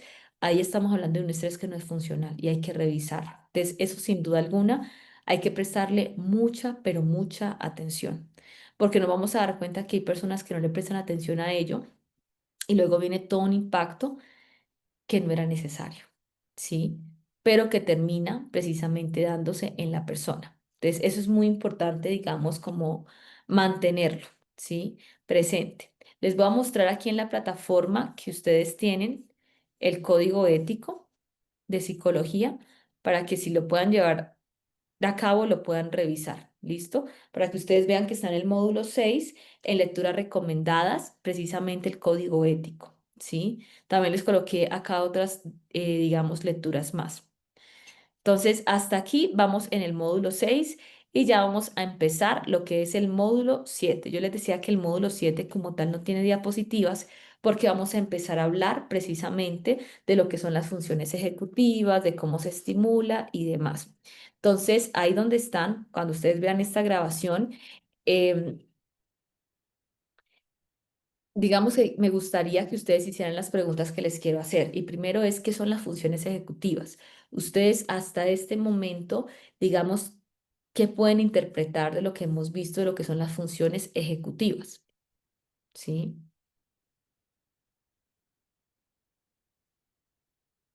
¿Sí? A nivel cerebral, que yo les decía que tiene que ver con el lóbulo prefrontal, ¿sí? Entonces, básicamente las funciones ejecutivas son esos procesos a nivel del cerebro, especialmente el lóbulo frontal, que van a permitir el control de impulsos, mejorar la atención, planificar y organizar la parte de tareas, tomar decisiones, resolver problemas, digamos que también recordar información tanto a corto como a largo plazo, nos permite la flexibilidad cognitiva. También en esta parte tenemos principales tipos de funciones ejecutivas. Tenemos la memoria de trabajo, que se encarga precisamente de mantener la información en nuestra mente y llevarla a que se pueda utilizar. Es decir, nos lleva a recordar un número mientras lo estamos anotando. Tenemos también la parte de control inhibitorio, que es la capacidad de retener un impulso o respuestas automáticas. Un ejemplo. Alguien está hablando y yo quiero interrumpirle, pero digo, no, en este momento no es el momento para hablar. Al final voy a esperar para hacer esto, esto y aquello. Tenemos también lo que es la flexibilidad cognitiva, que es la capacidad de adaptarnos frente a diferentes situaciones. Un ejemplo, tenía tal plan, tenía tal estrategia, pero pues cambió, entonces ahora tengo un plan A, B o C. También tenemos las funciones ejecutivas que son mucho más complejas, como la planificación, la organización, la toma de decisiones, la regulación emocional, la inhibición de tareas, el monitoreo a nivel personal. Eso también es importante.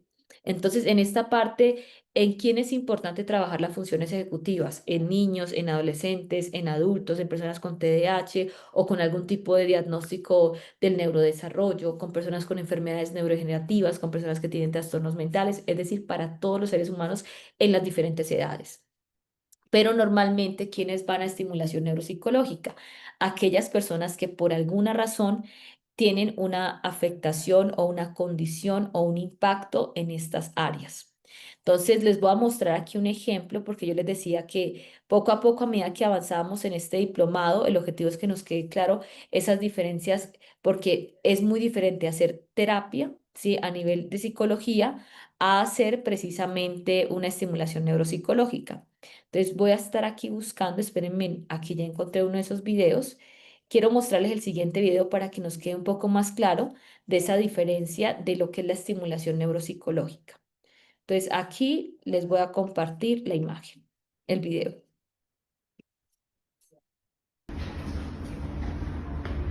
Diciembre. Se lo voy a explicar. Esta es una consultante que tiene esclerosis múltiple. Recordemos que en la esclerosis múltiple se empiezan a morir las neuronas motoras. Entonces, él le colocó tres circuitos. El circuito amarillo va a trabajar las bíceps, es decir, la memoria de trabajo y los meses hacia atrás. Diciembre, noviembre, octubre, septiembre, así diferentes, los diferentes meses hacia atrás. Ahí se va a trabajar la memoria de trabajo y la atención. Luego el circuito de equilibrio va a hacer que ella reste de 80 de dos en dos, es decir, 80, 78, 76, 74, 72 y así sucesivamente. Ahí también se trabaja atención y memoria de trabajo. Luego el circuito rojo se va a trabajar cuádriceps, que ahí va a trabajar un poquito de la parte motora y va a decir los días, palabras hacia atrás. ¿Sí? Entonces, ejemplo, va a decir verde hacia atrás, rojo hacia atrás. Eso va a ayudar muchísimo para activar la flexibilidad cognitiva, la memoria de trabajo y la atención. Entonces, vamos a ver este video. Noviembre, octubre, septiembre, agosto, julio, junio, mayo, abril, Rojo. marzo. Al rojo, cuádriceps. O, J, O. Color rojo.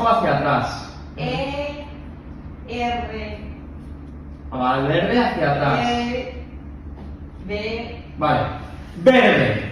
Ahora va el estímulo verde. Y ahora voy yo a cogerlo para el equilibrio. 80, 76, Número 80 hacia atrás, de dos en dos. 76, 74, 72, 70, 68, 66, 64, 65. Miramos para el equilibrio.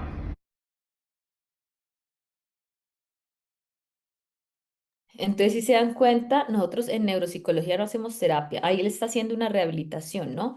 Aquí tenemos a otra persona que tiene una situación también a nivel de enfermedad neurodegenerativa, que es la esclerosis múltiple. Ahí Alvar le va a trabajar lo que es la memoria de trabajo, la atención y también monitoreo. 36. Perro al revés. O RREP. Uy, 7 por 7. 49. Menos 2. 47. Más 3. Un 40 y 50. Más 3. 53. Más 6. 56. 9 por 9. 64. 69. 61. Muy bien. Si se dan cuenta, tanto la consultante anterior como ella tuvieron errores, ¿cierto? Eso habla de cómo la memoria de trabajo hay que trabajarla, y a medida que trabaja se van a generar más conexiones sinápticas.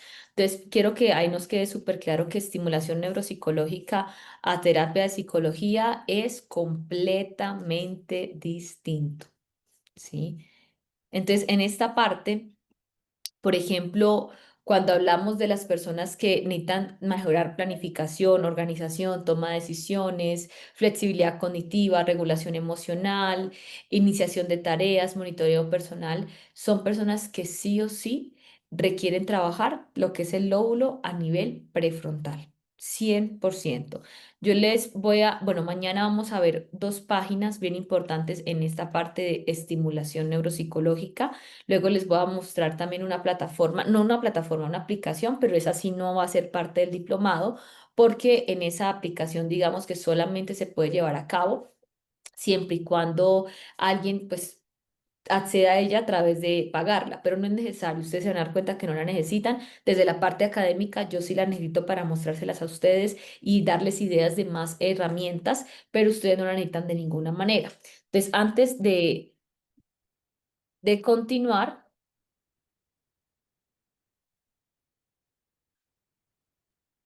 aquí les estoy buscando un video de 2 minutos que quiero que refuerce un poco más lo que yo estoy explicando acerca de la importancia de la estimulación neuropsicológica.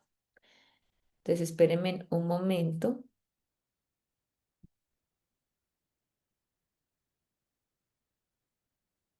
Ujú.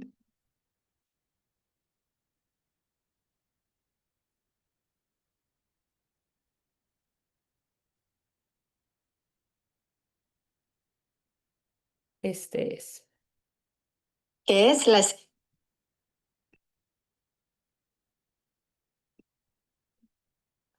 A ver. Este es.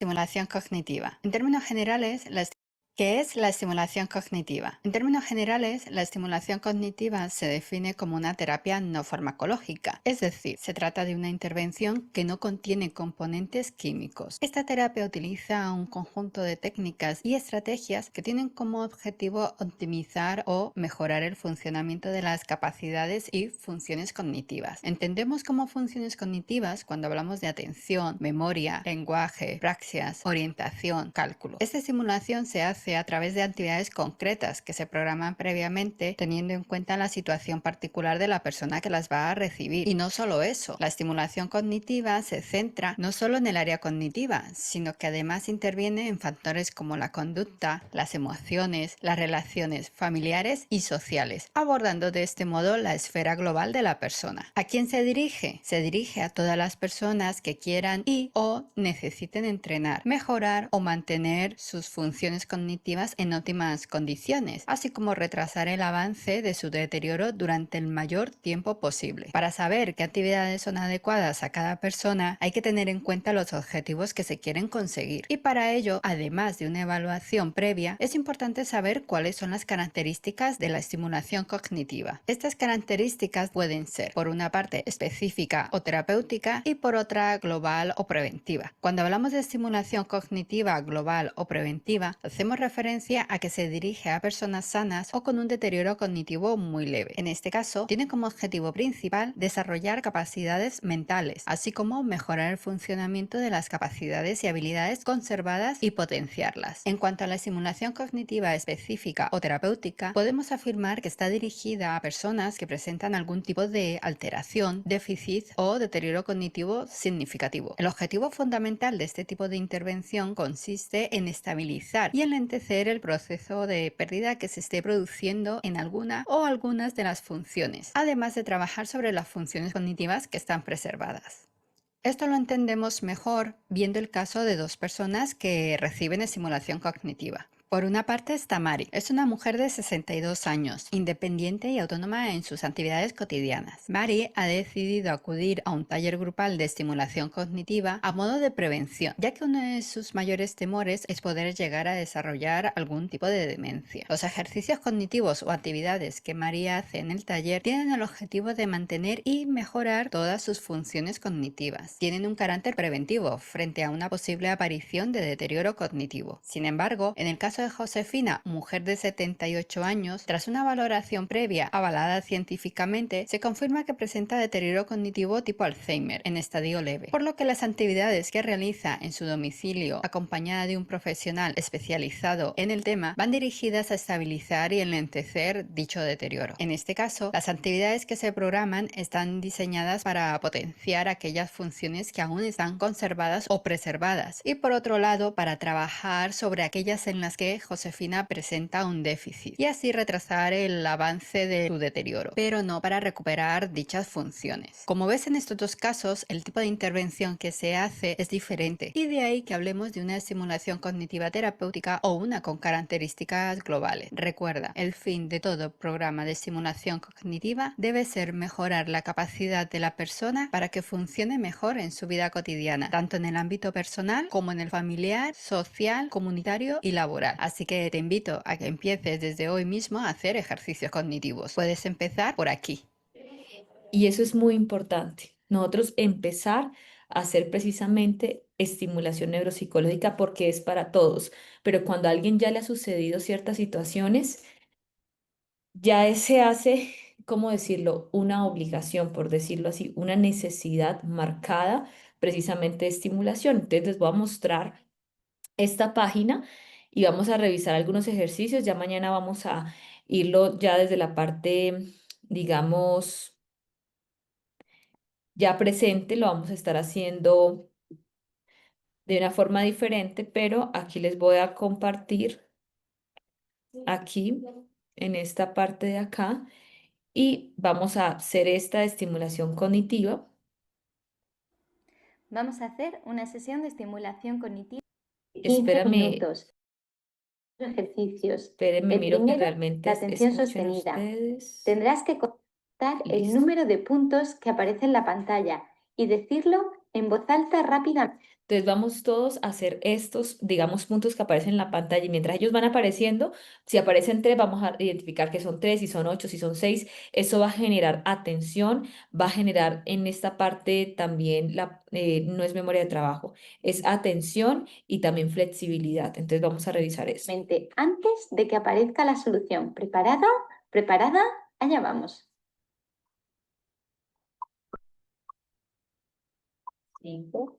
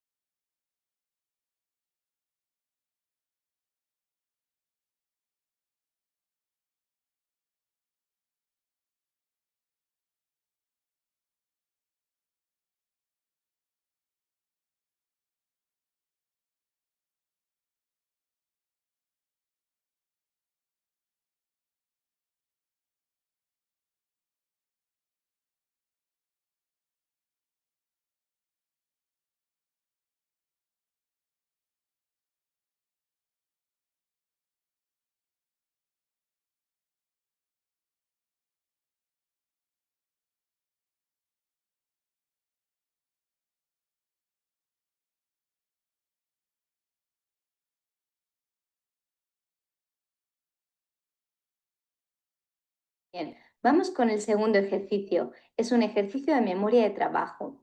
Vamos a trabajar el bucle fonológico. Van a aparecer una serie de números. Solo tienes que recordar los... ¿Se acuerdan que cuando yo les estaba hablando del bucle fonológico, estábamos hablando en esa teoría que se habla de cómo se manipula y se mantiene información por ciertos periodos de tiempo en el cerebro? Entonces, esa va a trabajar esta parte. que están en verde? Y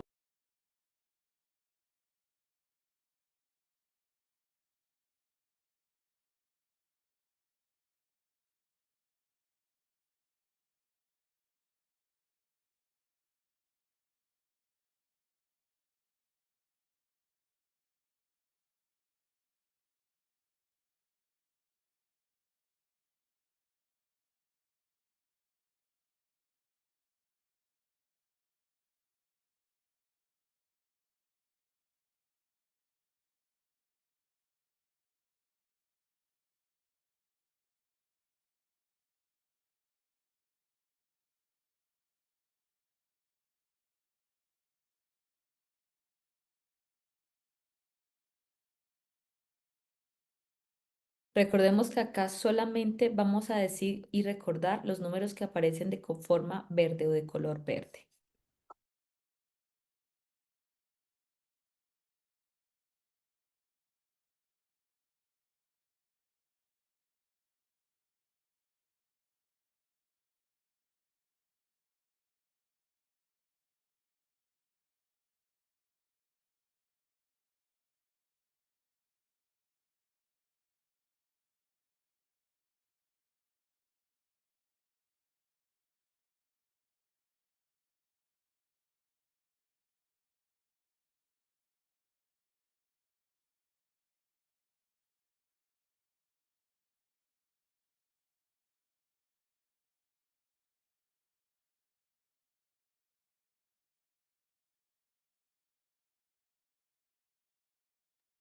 Voy a adelantarlo a otros ejercicios. Espérenme un momento.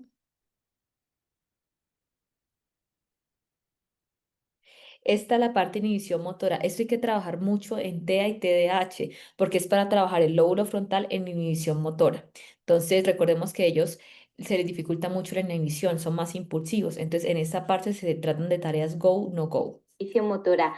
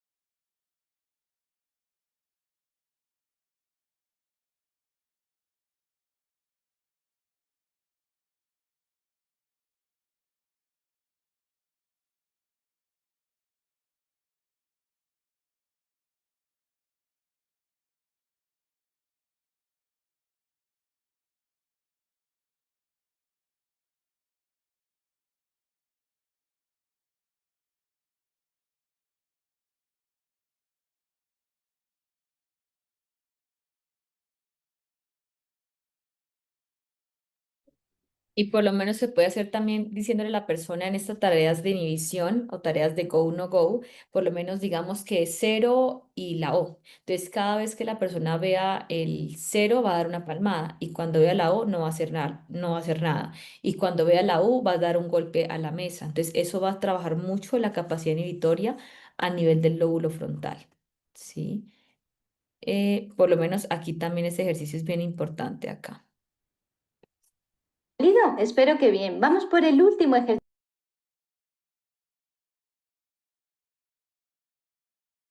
que hay en la La prudencia fonológica va a trabajar mucho zonas del lenguaje, específicamente la capacidad semántica. pantalla.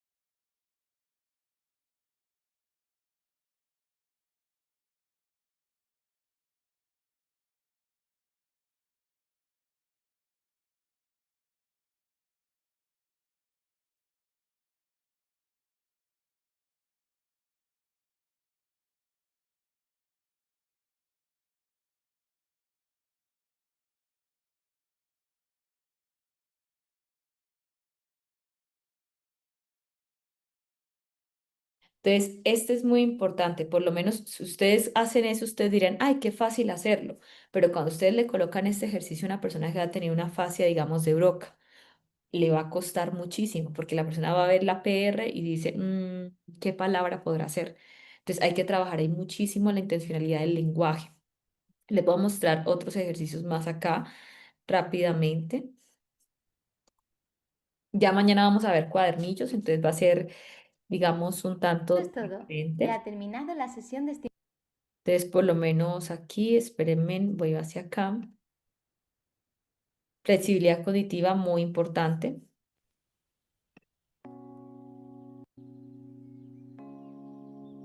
Entonces, acá hay unas instrucciones donde van a aparecer diferentes palabras y hay que revisar si es género, si es femenino o masculino, número, si es singular o plural, y sílabas, si es palabra o es de dos o de tres sílabas. Eso es para flexibilidad cognitiva, esto hay que trabajarlo mucho con TEA, con TDAH, para la final en todos los seres humanos. Hay que trabajarlo muchísimo en personas que tienen Alzheimer y personas que tienen enfermedad neurodegenerativa.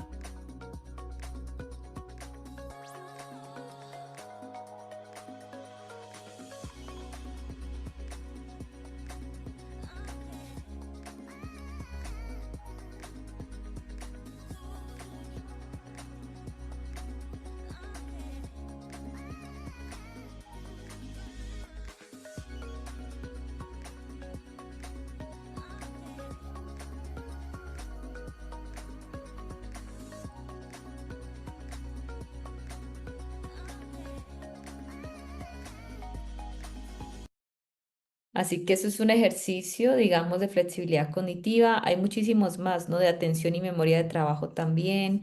O sea, yo les recomiendo mucho.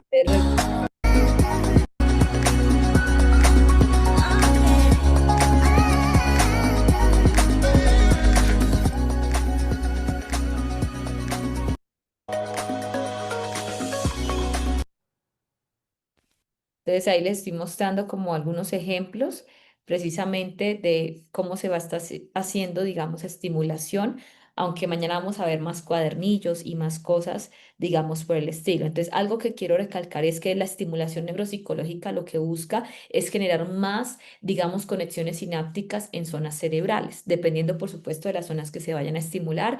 En esta parte, especialmente lo que tiene que ver con la parte de la corteza frontal, ¿sí? Entonces eso debemos tenerlo muy, pero muy importante. También yo les voy a hablar de ustedes lo que es la apnosia. No sé cuántos de ustedes han escuchado lo que es la apnosia o lo que son las praxias. Entonces, cuando hablamos de apnosia, es una incapacidad para reconocer a través de los sentidos, ya sea la parte visual, ya sea la parte sinestésica, olfativa, gustativa. Entonces, eso es muy importante, ¿sí? Cuando hablamos de esta parte de las praxias, ¿sí? Las praxias nos permiten a nosotros llevar a cabo tareas con una finalidad. Entonces son objetivos de movimiento. Entonces en esta parte nosotros tenemos, digamos, como yo tengo acá este, digamos, jugo, el hecho de que yo quiera coger este vaso, hacer así y lograr cogerlo, tiene que ver con las praxias, que es el objetivo, digamos, que las personas tengan una buena praxia ideatoria. Es decir, en esta parte planificar las acciones. Es decir, si yo voy a tomar el vaso, yo tengo que identificar dónde está el vaso y cogerlo. Si yo me quiero abotonar esta chaqueta, tengo que cogerla y abotonarla. Sí, como que esta parte, las prácticas es si yo voy a ir al supermercado, ¿qué debo comprar? ¿Para qué voy a ir? ¿A cuál de todos voy a ir? Esas son las prácticas ideatorias. Tenemos las prácticas idiomotoras, que es para realizar gestos, ¿sí? Saludar, sacar la mano, apagar una vela, más que todo, esa parte. Tenemos lo que son las prácticas visoconstructivas, que es cómo construimos. Ejemplo, hay un cubo y yo coloco este cubo y le digo a la persona que lo haga tal cual. Les voy a mostrar una imagen de una persona, ella tenía inicios de Alzheimer, inicios de Alzheimer. Espérenme, busco mi carpeta. A ver.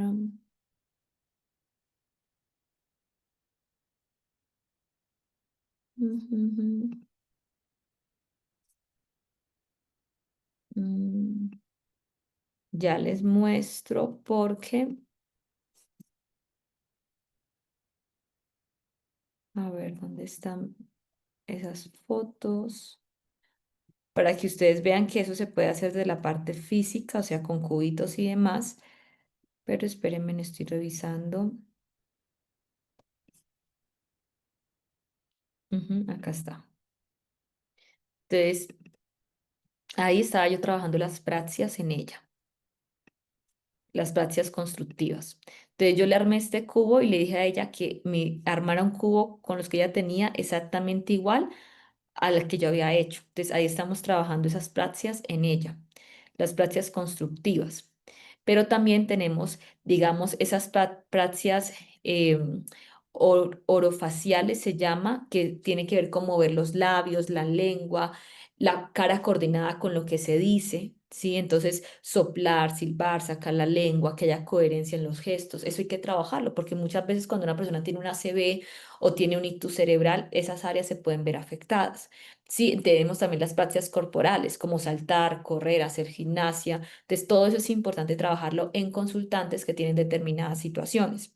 Entonces, eso es muy, pero muy importante tenerlo presente, ¿sí? Cómo se lleva a cabo diferentes ejercicios de estimulación.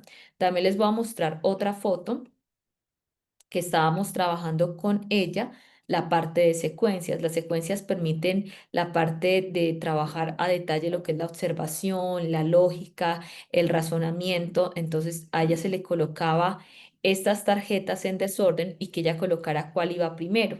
También aquí la chica iba a nadar, qué digamos iba primero, porque como ella presenta Alzheimer, pues hay muchas cosas que va a empezar, digamos, a olvidar. Entonces ahí también se trabaja mucho la parte de secuencias que mañana estaremos mirando sin duda alguna sobre eso también. Entonces, es bien importante nosotros poder tener presente que hay que trabajar diferentes dominios cognitivos, por lo menos también hay que trabajar las notcias. Las notcias es la capacidad que yo tengo de reconocer lo que está frente a mí, reconocer un estímulo, si es visual, si es auditivo, si es olfativo, si es sinestésico. Entonces es muy importante. Hay notcias visuales, que es la capacidad que yo tengo de reconocer. Ejemplo, un objeto, un color, las caras, las formas. Hay notcias auditivas, de reconocer voces, música, ruidos del entorno. Están las notcias táctiles, de conocer las cosas por el tacto. Aquí tengo como el cosito donde uno conecta el celular para cargar. Entonces que yo pueda, así cerrando los ojos, yo puedo decir, ah, esto es con lo que yo cargo el celular. O por lo menos si me colocan esto y yo digo, ah, esto es un pocillo. También tenemos el esquema corporal, donde la persona reconoce precisamente su propio cuerpo, que sabe que está tocándose su codo o está tocándose sus dedos. También las notcias espaciales, interpretar el espacio y la ubicación donde se está. Entonces, saber que se está cerca, que se está lejos, que es a la izquierda, que es a la derecha, eso es muy, pero muy importante, ¿sí? ¿Qué sucede cuando las notcias fallan? En esa parte una incapacidad de reconocimiento, dependiendo del sentido que se vea afectado. Entonces también hay que trabajar en las personas esa capacidad, digamos, de notcias. También hay que trabajar las praxias, porque ¿qué sucede si una persona, digamos, tiene dificultad en la parte de las apraxias? En esa parte la persona tiene dificultad para movimiento. Entonces imagínate que se va a abotonar la camisa y no puede abotonársela. Se va a tocar la nariz y en vez de tocársela, termina tocándose acá. En otras áreas, pero no puede llegar a tocarse donde planea tocarse la nariz. Digamos que va a coger un lápiz y va a escribir y no va a poder. Por lo menos personas con Parkinson, ustedes saben que hay movimientos involuntarios, con mucho respeto lo hago, ellos empiezan a temblar. Hay que trabajar muchísimo la parte de las praxias. ¿Por qué? Porque la persona va a coger un lapicero y para escribir va a ser muy difícil. Entonces, eso habla muchísimo de todo lo que está pasando a nivel cerebral. Entonces, las praxias, las notcias son muy, pero muy importantes en cada consultante, en cada paciente. Entonces, yo algo que quiero que ustedes tengan muy presente es que la estimulación neuropsicológica todos las necesitamos, pero en la estimulación neuropsicológica hay cosas que necesitamos más que otros. Digamos, hay personas que por su trabajo estimulan mucho la atención, pero hay cuatro dominios de atención. Está atención sostenida, alternante, dividida y, espérame, atención sostenida, alternante, dividida y focalizada. Entonces, hay personas que por su trabajo estimulan más la focalizada y la sostenida, pero le falta estimular lo que es la alternante y la dividida. En las personas que tienen TDAH les funciona muy bien la atención, digamos, dividida y alternante, pero les cuesta mucho la focalizada y sostenida. Entonces, hay que trabajar sobre eso. También hay personas, por lo menos en esta parte de digamos, del TEA, les cuesta la condición social. Hay que trabajar condición social con ejercicios precisamente de psicoeducación, de identificación de rostros, identificación de emociones, hay que llegar a acuerdos, todo eso para que precisamente la persona pueda, digamos, socialmente comprender cómo está un otro, comprender cómo ellos están y actuar de una manera más apropiada. Digamos que también en una persona que tenga esclerosis múltiple, hay que trabajar muchísimo la parte motora, ¿sí? Porque la motricidad pues empieza a alterarse muchísimo, entonces por eso la parte motora es trascendental poder trabajarla. Desde acuerdo a lo que presenta cada persona, pues hay que ir llevando a cabo pues diferentes acercamientos y diferentes, digamos, ejercicios. ¿Qué quiero que ustedes puedan hacer si tienen el tiempo? Y es que ustedes busquen en internet como enfermedades de esclerosis múltiple, ELA, Parkinson, Alzheimer, tienden, digamos, a afectar zonas cerebrales. ¿Cuáles son las zonas? Nosotros ya lo hemos visto, ¿no? Por eso lo coloco, porque ya lo hemos visto. Pero si ya sabemos qué zonas se afectan en el cerebro cuando hay una enfermedad neurodegenerativa, entonces que ustedes digan, ah, perfecto. Entonces, ¿qué zonas del cerebro hay que estimular? Como ya lo vimos, lo dejo de tarea porque ya lo vimos, de que ustedes lo puedan revisar. Porque yo cuando empiece mañana y les diga, mira, con una persona que tiene Alzheimer hay que trabajar memoria de trabajo, los diferentes tipos de atención, hay que trabajar praxis, hay que trabajar esto y aquello, que ustedes digan, claro, porque es que se ha afectado estos dominios cognitivos, se ha afectado esto, aquello, o sea, que ustedes vayan teniendo un dominio mayor en cuanto al conocimiento del TEA, TDAH, esclerosis múltiple, Parkinson, Alzheimer, esquizofrenia, bipolaridad, depresión, ansiedad. ¿Sí? Y diría que también síndrome de Down, con esos 10. ¿Listo? Todo eso lo hemos visto.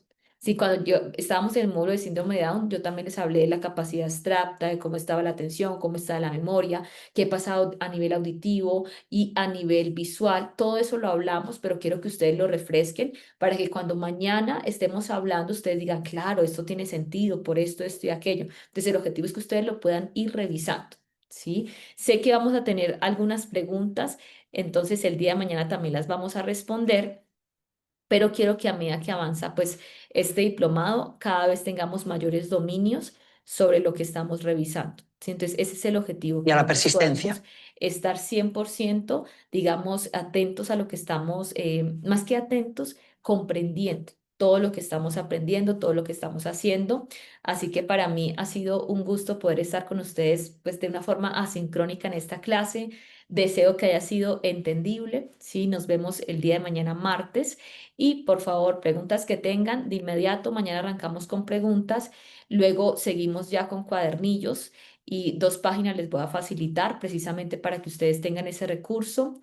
Y ustedes ven en la plataforma, ya les muestro nuevamente, ustedes van a darse cuenta que en la plataforma tenemos varios ejercicios, ¿sí? Entonces, en el módulo 7 ustedes entran y se van a dar cuenta que tenemos lecturas recomendadas y miren todos los cuadernillos que tenemos para trabajar diferentes dominios cognitivos. Tenemos teoría de la mente, tenemos memoria, praxias, notcias, lenguaje, la parte de neuropsicología, mira todo, grafomotricidad muy importante en pacientes con Parkinson, todos estos cuadernillos lo vamos a trabajar, pero quiero aprovechar unos minutos para abrir este. Mañana también vamos a hablar del test de Moca y demás. Entonces, vamos a tener una clase bien dinámica en varias cosas. Entonces, por lo menos la teoría de la mente, esto es un cuadernillo que yo les recomiendo mucho. Esto se trabaja en todos, pero más que todo en T hay que trabajar la teoría de la mente. Entonces, aquí hay unos ejemplos en cómo la persona, lo podemos hacer con imágenes o también de esta manera, pero cómo la persona ve una imagen que tiene diferentes contextos y va a empezar a narrar qué cree que pasa en esa imagen. Entonces eso va a estimular mucho la parte de racionalización, va a estimular muchísimo la parte de atención, va a estimular muchísimo secuencias, va a estimular muchísimo la flexibilidad cognitiva, entonces memoria de trabajo también, entonces todo eso es importante. Entonces aquí este libro yo se lo súper recomiendo, entonces aquí hay ejercicios. ¿Sí? Entonces, todo eso. Entonces, ahí esto es teoría de la mente. ¿Qué pasa aquí? ¿Qué pasa acá? ¿Qué pasa en esta situación? En esta, en esta, en esta. Y luego se la va a ir explicando a la persona. Entonces, la verdad, se lo súper recomiendo revisar todo lo que está en la plataforma. ¿Listo? Entonces, voy a parar la grabación del día de hoy. Deseo que tengan un excelente día, que les vaya muy, pero muy bien en todo. Hasta luego.